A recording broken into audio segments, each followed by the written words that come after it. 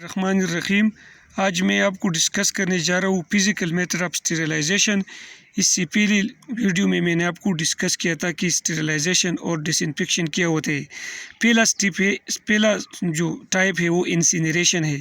Incineration is a process of destroying waste material that is generated in hospital and microbiological lab and that is heavily contaminated with micro organism including recognise and opportunistic pathogen.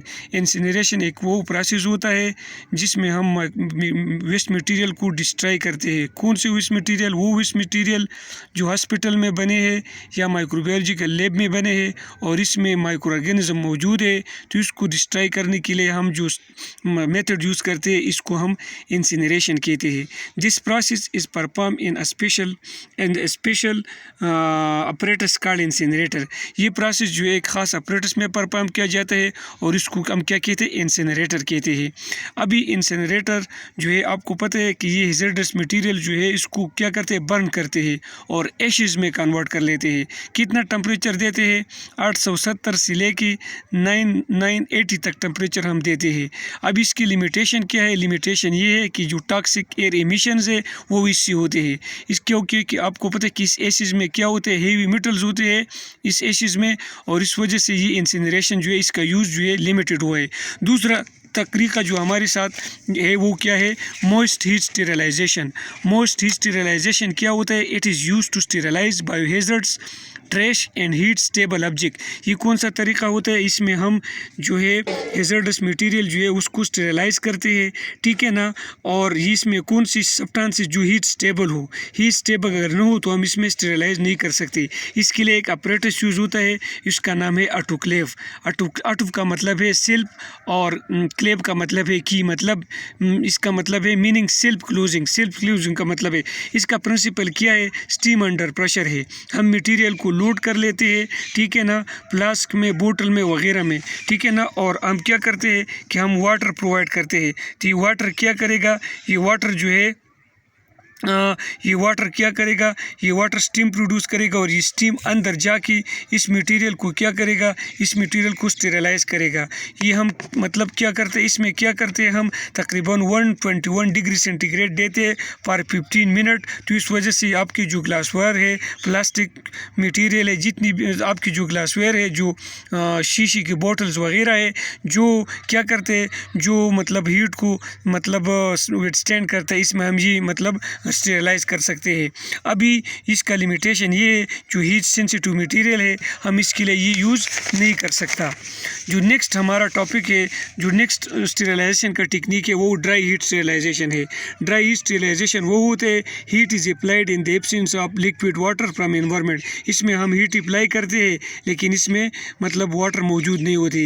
ये list effect होते हैं most heat sterilisation के। इसका mode of action क्या होता है कि ये हीट क्या करेगा? माइक्रो ऑर्गेनिज्म की जो सेलुलर कंपोनेंट है इसका ऑक्सीडेशन करेगा, इसको डिनेचर करेगा। इसका एग्जांपल क्या है? ड्राई हीट ओवन्स जो है, जो माइक्रो ओवन्स यूज़ करते हैं वो इसके एग्जांपल है।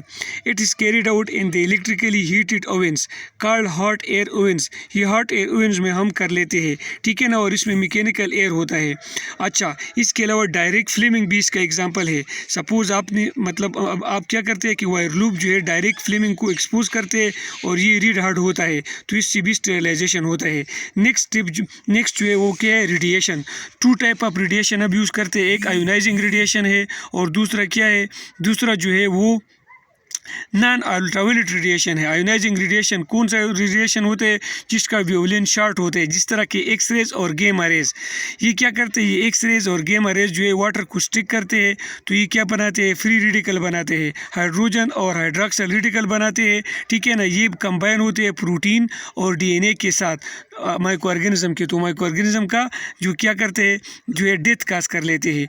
अभी आयनाइजिंग रेडिएशन जो है ये क्या होता है? It sterilizing activity do not required heat. ये मतलब जब सब्सटेंसेस को स्टेरलाइज करते हैं तो इसको हीट की ज़रूरत नहीं होती। इस वजह से आयोनाइजिंग रेडिएशन को हम कोल्ड स्टेरलाइजेशन भी कहते हैं। इसका एप्लीकेशन क्या है? It is useful for those agent that could not withstand heat. ये हीट को विथस्टैंड नहीं कर रहा था, इसलिए हम उसको मतलब इस चीज़ों को हम साफ़ करने के लिए यूज़ करते हैं, लेकिन ये हाईली कॉस्टली होते हैं, ये इसका लिमिटेशन है। दूसरा है यूवी रेडिएशन। यूवी रेडिएशन वो होते हैं जिसका वेवलेंथ 265 से 28 नैनोमीटर का होता है, ठीक 280 नैनोमीटर का होता है, 265 से 280 नैनोमीटर होते हैं। ये क्या करते हैं? इसमें क्या होता है? It react with microbial DNA, और इसका मोड ऑफ एक्शन क्या होता है कि ये माइक्रोबियल ऑर्गेनिज्म का जो डीएनए है इसको स्ट्रिक कर लेते हैं। जब इस पर मतलब माइक्रोबियल डीएनए पे लग जाता है तो ये प्यूरिन और पायरिमिडीन के साथ क्या करते हैं? रिएक्शन कर लेते हैं, और ये क्या बनाता है? It modify the pyrimidine and purine. तो ये पायरिमिडीन डाइमर बनाते हैं, थाइमीन टाइमीर डाइमर बनाता है। टाइमीन डाइमर बनाते हैं तो इसका रिजल्ट क्या होता है? Lead to misreading of the genetic code. तो जेनेटिक कोड का मिसलीडिंग होते हैं। टाइमीन डाइमर का क्या मतलब है कि एक टाइमीन को दूसरी टाइमीन के साथ लिंक कर लेते हैं तो क्या होता है कि जेनेटिक कोड जो है वो मिसरीड होता है, तो प्रोटीन सिंथेसिस को स्टॉप करते हैं। ये किसका मोड ऑफ एक्शन है? यूवी रेडिएशन का है। लेकिन इसका लिमिटेशन ये है कि ये चूँकि हाई एनर्जिक रेडिएशन नहीं है तो इस वजह से ये अंदर पेनिट्रेट नहीं कर सकता। जब हम टेस्ट ट्यूब वगैरह अंदर से अगर स्टेरलाइज करना चाहते हैं तो इसको हम इसके लिए यूज़ नहीं कर सकता। जो लास्ट टिप है वो क्या है? फिज़िकल मेथड का जो लास्ट टिप है वो है फिल्ट्रेशन। तो असल में फिल्ट्रेशन क्या होता है? What is filtration? फिल्ट्रेशन है removing of micro organism in the liquid instead of killing them. जब हम माइक्रो ऑर्गेनिज्म को रिमूव करते हैं, किसके ज़रिए रिमूव करते हैं? लिक्विड के ज़रिए, लिक्विड में रिमूव करते हैं और हम उसको किल नहीं करते हैं, ठीक है ना। A liquid is pass through a specially design filter. इसमें लिक्विड जो है एक ख़ास फिल्टर से हम पास करते हैं that separate the micro organism are contaminant from the liquid. ये लिक्विड जो है हम क्या करते हैं कि हम पास करते हैं लिक्विड, ठीक है ना, और वो लिक्विड से माइक्रो ऑर्गेनिज्म रिमूव होते हैं। अभी जो लिक्विड मतलब liquid that come from the filter, जो लिक्विड फिल्टर से बाहर आ जाते इसको हम फिल्ट्रेट कहते हैं।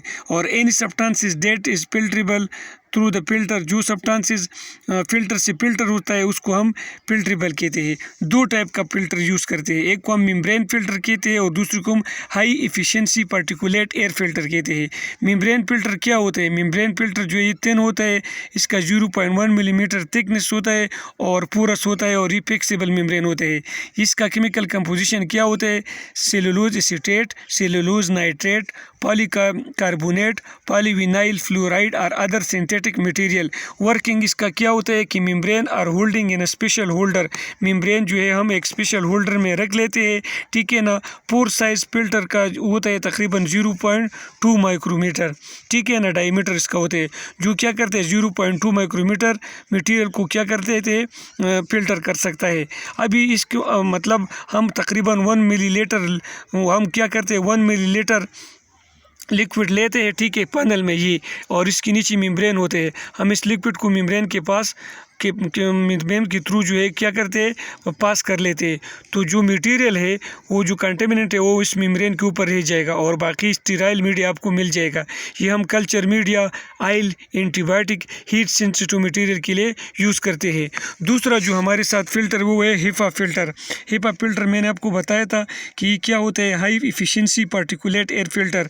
ये क्या होता है? Filter air required in laminar flow biological safety cabinet ATC based by used by a person when handling hazardous microbe and viruses।